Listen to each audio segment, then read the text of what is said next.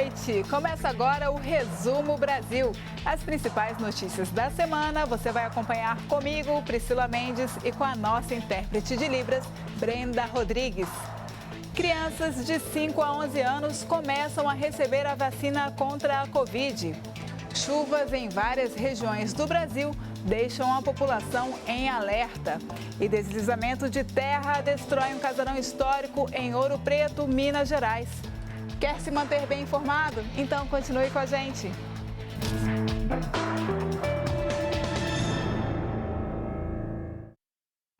Na quinta-feira desta semana, o Brasil recebeu o primeiro lote com as doses infantis da vacina contra o coronavírus. O país tem 20 milhões de crianças entre 5 a 11 anos e elas também serão vacinadas contra a Covid a partir de agora. Vamos rever a chegada do carregamento.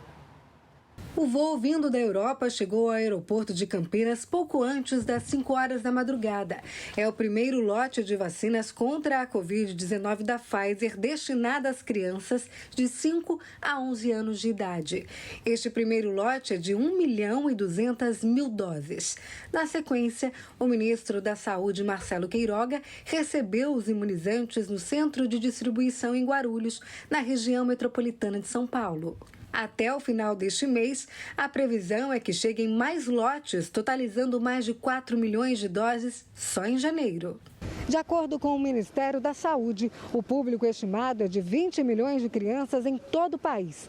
Vão ter prioridade indígenas e quilombolas, as com deficiência permanente ou com comorbidades e crianças que vivam em lar com pessoas com alto risco para a evolução grave de Covid-19. Já para as outras crianças, a vacinação será por faixa etária, começando pelas que têm entre 10 e 11 anos de idade. A Agência Nacional de Vigilância Sanitária, Anvisa, fez algumas recomendações sobre a vacinação infantil. A vacinação das crianças deverá ser realizada em ambiente separado dos adultos. As crianças devem ser acolhidas e permanecer no local em que a vacinação ocorrer por pelo menos 20 minutos para serem observadas. A recomendação também é que a dose contra a Covid não seja aplicada junto com outras vacinas do calendário infantil. O responsável que vai aplicar a vacina deve avisar os pais sobre as possíveis reações, como dor, febre, calafrios. Os pais devem procurar um médico caso a criança tenha dores repentinas no peito, falta de ar ou palpitações após a aplicação da vacina. Até o que nós sabemos no momento, existe segurança atestada não só pela Anvisa, mas por outras agências regulatórias para a aplicação dessas vacinas. E elas estão hoje aqui no Brasil. O intervalo entre a primeira e a segunda dose será de 8 semanas. A vacina da Pfizer para crianças traz uma distinção muito importante na forma de apresentação, a tampa laranja. Esse aspecto deve ajudar as equipes de saúde, pais, mães e responsáveis no acompanhamento da vacinação. Além disso, a conservação é diferente, já que pode ficar por 10 semanas em temperatura de 2 graus. Uma imunização de crianças de 5 a 11 anos. Cuidaremos daqueles que são o futuro deste país. Em relação à imunização dos adultos, a gente conta para vocês que as primeiras doses de uma vacina 100% nacional serão entregues ao Ministério da Saúde já no mês que vem. Desde que a matéria-prima desenvolvida pela Fiocruz foi aprovada pela Anvisa, o Instituto Biomanguinhos, no Rio de Janeiro, está em pleno vapor. E a previsão é fabricar 120 milhões de doses neste primeiro semestre. O ano começou com uma excelente notícia para a ciência brasileira. A Fundação Oswaldo Cruz se tornou a primeira instituição do país capacitada para produzir e distribuir uma vacina Covid-19 100% nacional.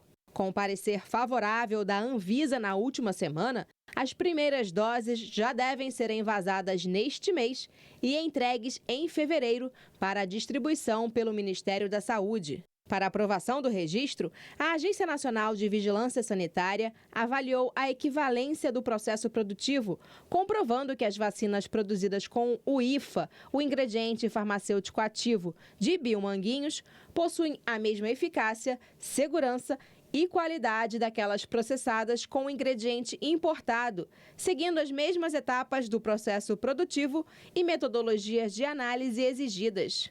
Até o momento, a Fiocruz possui o equivalente a 21 milhões de doses em insumo nacional, que estão em diferentes etapas de produção e controle de qualidade. A capacidade atual da produção dessas linhas de produção do IFA é ao redor de 12 milhões e meio de doses por mês. A gente já tem essa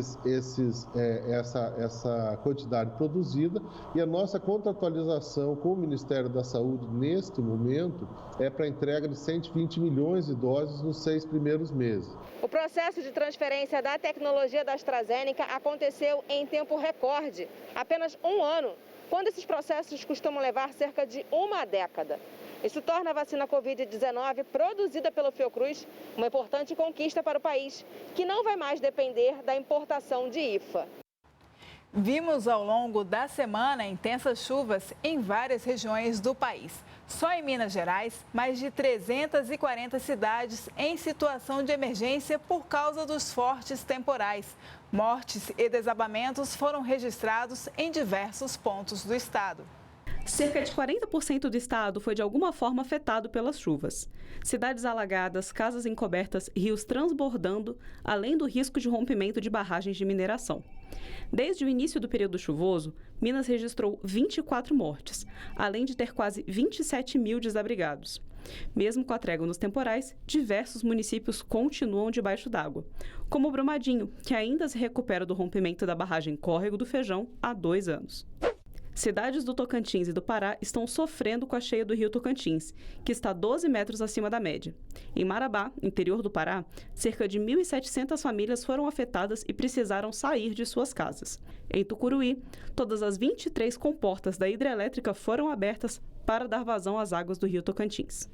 Em Goiás, pelo menos 16 cidades estão em situação de emergência por causa dos temporais. Cidades históricas como Pirinópolis e Cidade de Goiás tiveram ruas alagadas. Na capital, Goiânia, pelo menos 18 locais correm o risco de terem as casas alagadas.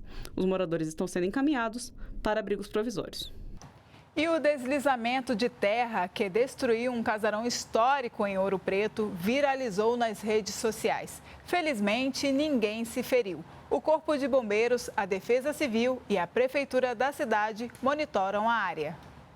As imagens gravadas por moradores mostram o momento exato dos deslizamentos, por volta das 9 da manhã. O acidente ocorreu no Morro da Forca, que fica no centro histórico da cidade.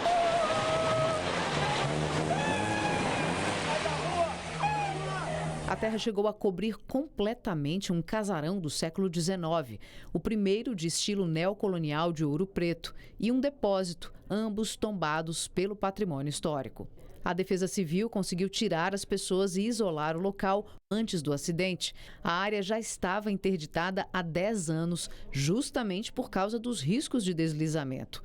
Ouro Preto é uma das várias cidades mineiras com alerta máximo para riscos geológicos. A Polícia Civil de Minas Gerais, com auxílio da Polícia Federal, terminou a identificação completa das vítimas da tragédia na cidade turística de Capitólio, no sudoeste do estado.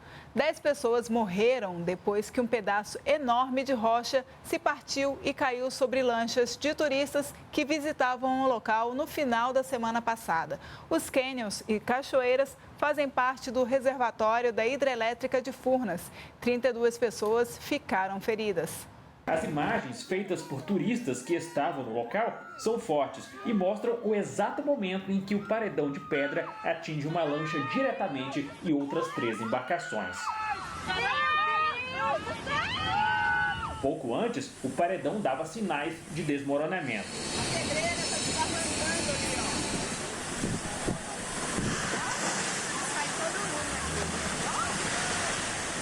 Algumas pessoas tentaram avisar as lanchas mais próximas. Aqui é bom, tá saindo, não. Aqui é pedação ali, vai cair. Sai daí! A As vítimas fatais eram turistas de Minas Gerais e do interior de São Paulo que estavam hospedados em São José da Barra. Capitólio fica no sudoeste de Minas Gerais, cerca de 300 quilômetros de Belo Horizonte. O acidente ocorreu no lago da hidrelétrica de Furnas, reconhecido ponto turístico com cânions e cachoeiras. Autoridades estimam que entre 70 e 100 pessoas estavam no local no momento da tragédia. Episódios como esse sempre levantam dúvidas. Dava para evitar tantas mortes e feridos? O que os governos e as empresas poderiam ter feito? O monitoramento e o estudo dessas áreas são feitos por geólogos e esse levantamento precisa estar em dia para que os alertas sejam feitos a tempo. Falésias, cânions e grutas.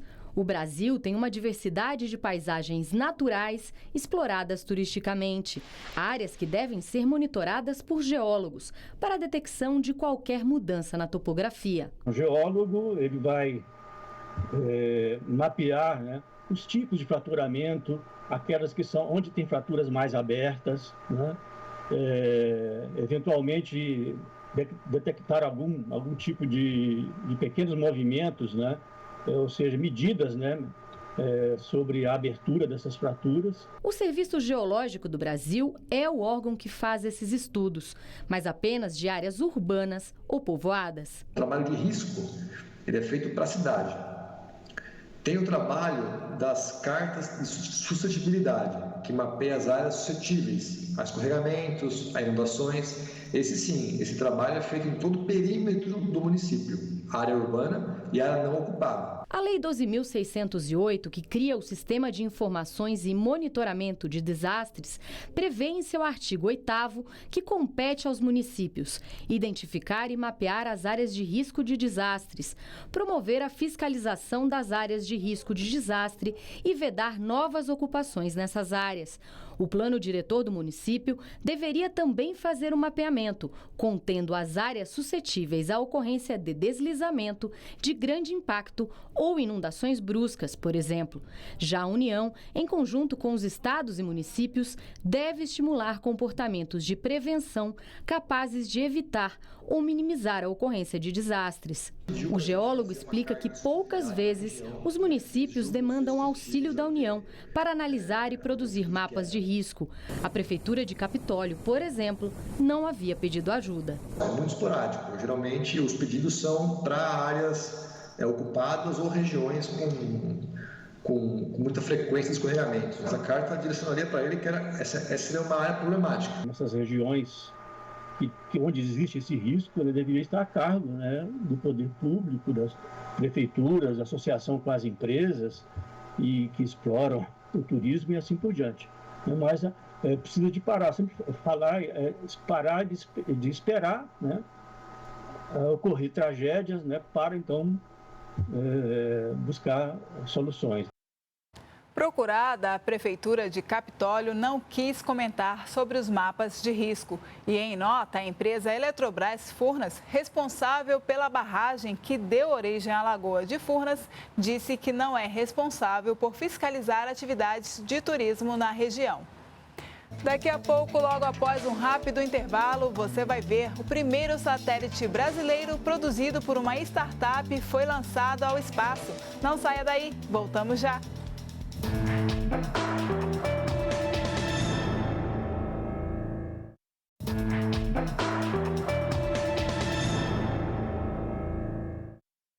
Estamos de volta e agora com as notícias internacionais. O mundo bateu mais um recorde no número de casos de Covid registrados em 24 horas. Além dos Estados Unidos, outro país ajudou a aumentar os números. Hora de um giro pelo mundo.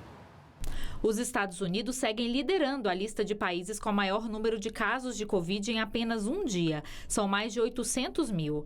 Mas dessa vez, quem ajudou a elevar a taxa mundial foi a Índia, que bateu o próprio recorde, registrando mais de 400 mil infectados em 24 horas. Em terceiro lugar está a França, com mais de 300 mil casos em um dia. Esta semana, a Organização Mundial da Saúde afirmou que se as taxas de contágio continuarem no ritmo em que estão, metade dos europeus deve contrair a Ômicron até março. E um grupo de especialistas independentes que trabalha junto à OMS disse ainda que a vacina contra a Covid pode ter que ser adaptada para proteger melhor contra a Ômicron e futuras variantes. A segunda província mais populosa do Canadá tem planos de instalar nas próximas semanas uma taxa para quem se recusar a tomar a primeira dose da vacina contra a Covid. A cobrança pode chegar a $100 canadenses, o equivalente a quase R$450. No Reino Unido, o primeiro-ministro Boris Johnson sofre pressão de parlamentares para renunciar. Ele se desculpou esta semana publicamente por ter participado de uma festa em maio de 2020, durante um lockdown no país. Pelo menos 10 adultos e 9 crianças morreram em um dos piores incêndios a prédios residenciais em Nova York, nos Estados Unidos. Outras 63 pessoas ficaram feridas. Um aquecedor elétrico portátil foi o que causou o início das chamas num edifício no Bronx. Quando os bombeiros chegaram, apenas 3 minutos mais tarde, o fogo já havia se alastrado. 200 bombeiros trabalharam para apagar o incêndio.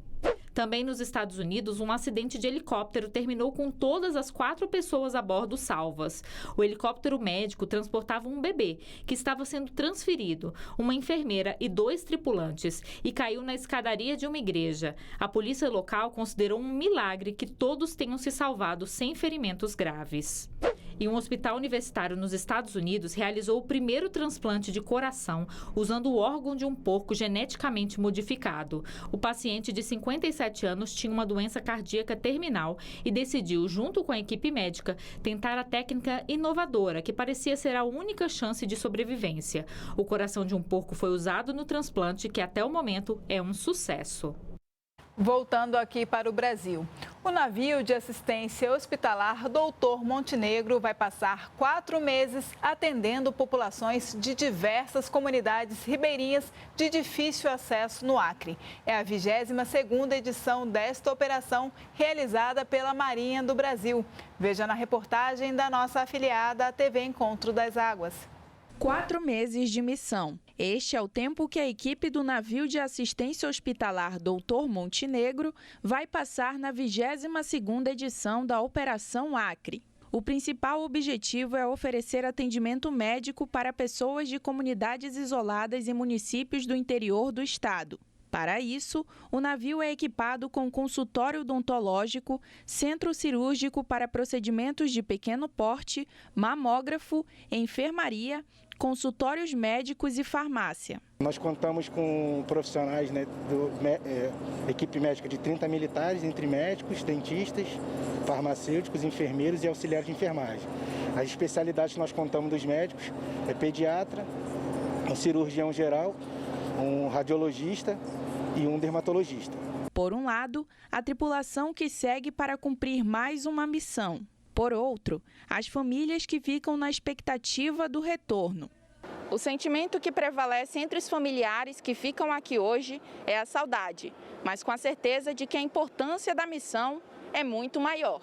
Esta é a 3ª vez que o Cabo João Paulo viaja para a operação. Para ele, o momento de partir e deixar a esposa e o filho é o mais delicado. O coração da gente, eu não tenho palavras, entendeu?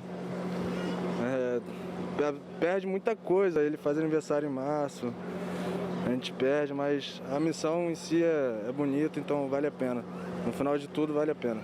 Mas essa espera termina logo, logo. A previsão de retorno da equipe é para o dia 6 de maio. Até lá, cerca de 20 mil pessoas devem ser atendidas pelo navio.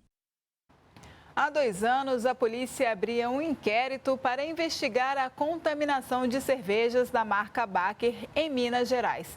10 pessoas que consumiram as bebidas morreram e 29 convivem com sequelas graves. E ainda não houve punição. Veja na reportagem da Rede Minas, afiliada da TV Brasil. A vida dos sobreviventes 2 anos depois da contaminação ainda é dedicada a superar os graves problemas neurológicos. A reviravolta na vida deles aconteceu depois de consumirem produtos da cervejaria Baker. 36 lotes de cerveja da empresa foram contaminados com o dietilenoglicol, substância que era usada para resfriar os tanques e que vazou para dentro do equipamento. de acordo com um inquérito da Polícia Civil. Luiz ficou com os movimentos limitados e precisa de um implante cloquear para ouvir. Eu ainda faço fisioterapia, fonoaudiologia, terapia ocupacional, psicóloga.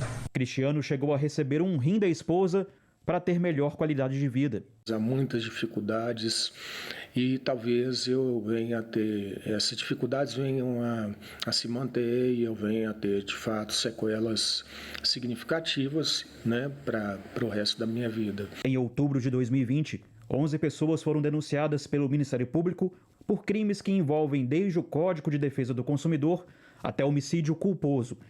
A expectativa é que alguma decisão saia neste ano. Estamos atualmente na fase de produção de prova. Foi requerida a realização de algumas perícias, o que leva a uma expectativa de que possa vir uma sentença em primeiro grau, quem sabe aí no final desse semestre ou no final desse ano. Nós procuramos a cervejaria Baker, mas não tivemos resposta.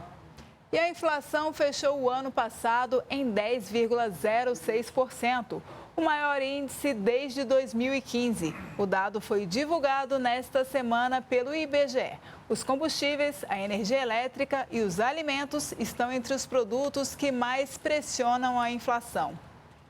A empresa Brasil de Comunicação recebeu nesta semana representantes da agência de notícias dos Emirados Árabes Unidos. As duas empresas assinaram um memorando de intenções para compartilhar conteúdos. A parceria vai permitir o envio e o recebimento de notícias sem custos. No futuro, outras formas de cooperação serão possíveis, como o intercâmbio de jornalistas e equipes técnicas para programas de treinamento. Como a gente não é uma TV comercial, a gente tem essa possibilidade de escolher conteúdos baseado na necessidade de conhecimento. Emirados Árabes tem coisas históricas lá, milenares, que a gente não conhece. Então, essa publicidade de conteúdos históricos que vão ser disponibilizados para a gente é muito importante. A agência de notícias Emirates, fundada em 1976, é a empresa pública oficial de comunicação dos Emirados Árabes Unidos.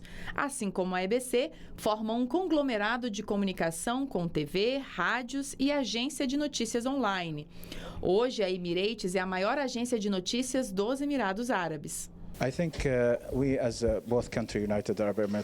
De acordo com o diretor-geral da Emirates, Mohamed Jalal, levar notícias do Brasil aos emiradenses é importante com o crescimento das relações entre os países.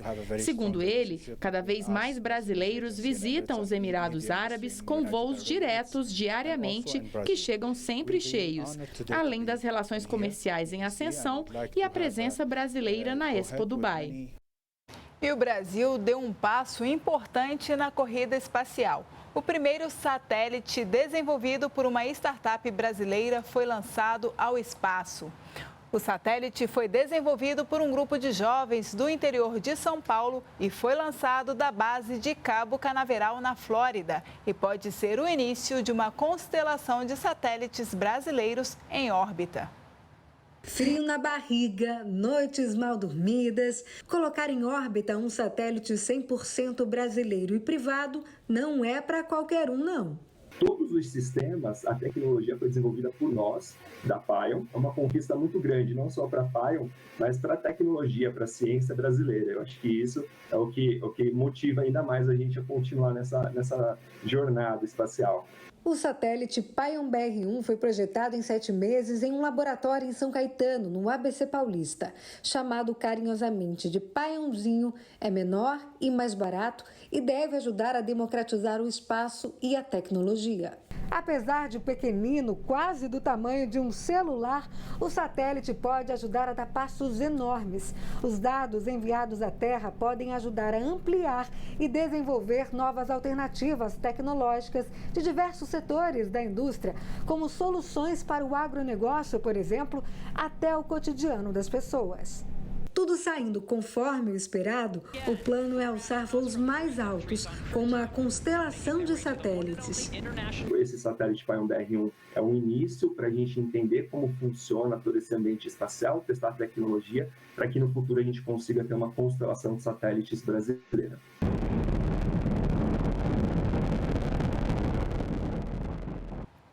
Uma paróquia na zona rural de Feira de Santana, na Bahia, fez história. Em 1 mês e meio, ela se tornou a primeira igreja católica do país encravada numa comunidade quilombola. E para contar a importância da medida para os moradores da região, a repórter Renata Maia, da TV Feira, foi até lá. Vamos ver. Dona Maria nasceu no quilombo da Matinha dos Pretos, zona rural de Feira de Santana. Frequenta a igreja São Roque há mais de 40 anos. Inclusive ajuda nos trabalhos paroquiais. Ela acredita que ter uma paróquia voltada para a comunidade vai recuperar as expressões culturais esquecidas dos quilombos. Para nós é uma importância muito grande porque a gente deseja que essa comunidade, valorizando os quilombolas, essa paróquia, valorizando o quilombola, nós vamos poder cada vez mais fortalecer o trabalho social e as políticas sociais aqui para a comunidade. A Arquidiocese de Feira de Santana informou que essa é a primeira paróquia criada numa comunidade quilombola no Brasil. A paróquia fica na zona rural de Feira de Santana, no distrito da Matinha. E aqui tem 2 quilombos reconhecidos pela Fundação Palmares, Matinha dos Pretos e Candial 2. A paróquia foi criada em 28 de novembro do ano passado e virou destaque no portal de notícias do Vaticano. Para nós é um momento ímpar, né? É um momento também importante, trabalhar a nossa identidade, né? A nossa cultura, tudo isso aliado à nossa fé e resgatar também os nossos valores e as nossas culturas. O padre que assumiu a paróquia é missionário da Consolata e teve a sua formação teológica no Quênia, na África, atuou em Uganda e em Luanda. África e Brasil, África e Matinha estão muito unidos.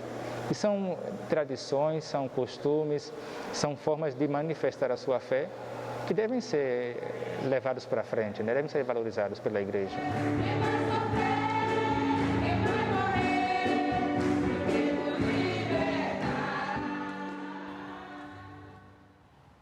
A nossa edição de hoje do Resumo Brasil chegou ao fim. A gente se despede com imagens de uma aurora boreal registrada durante 1 hora na Letônia. O fotógrafo que fez essas imagens disse que foi a aurora mais forte e bonita dos últimos anos. Tchau e até semana que vem.